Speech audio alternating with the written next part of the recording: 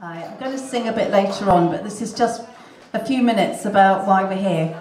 I spend a lot of time looking at the internet about what's happening in Syria. I can tell you that refugees come from Syria, they come from Eritrea, they come from Zimbabwe, from Iran, from all these places where there's oppression and war. And if you look at all of them, the UK at some time in their histories had a foot in their door.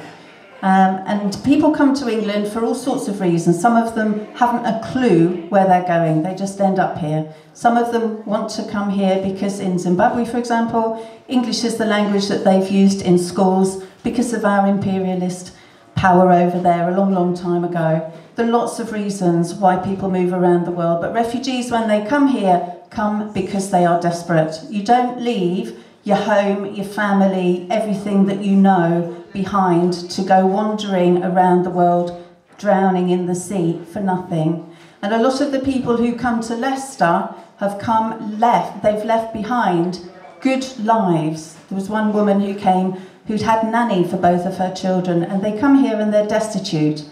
So our system chucks them out again. You have to prove that actually you are in desperate need of leaving your country. So people who've been proved to have torture, marks on their bodies from torture, have to show that that was a state act. It might have been a fight with a neighbour, they would say. So we've got a really bad system. And if you end up getting chucked out of it, you end up on the streets destitute. And we have a lot of destitute asylum seekers in this country and in Leicester. We have people who've been chucked out of the system who are put into immigration removal centres, and they haven't committed a crime and they are there indefinitely. If somebody in your family was put in prison and you didn't know when they were coming out, you might be a bit worried about that. And some of them have been there for a long time. I spoke to one guy who was 24 and he'd been there for 2 years, and they said, we can't remove you to a country because we don't know where to send you. And if we let you out, you'll run away. And you said, where am I going to go now? So this system is awful. We talk about Syria, we talk about ISIS. A 12-year-old told me today that he knows Syria used to be underwater. And that means there's a lot of oil there. And that's what people are after. That's why Russia's there, and America, and Saudi Arabia. There's a lot of geopolitics. There are also lots of other issues about power and control. And the Syrian people are being left out of all of that.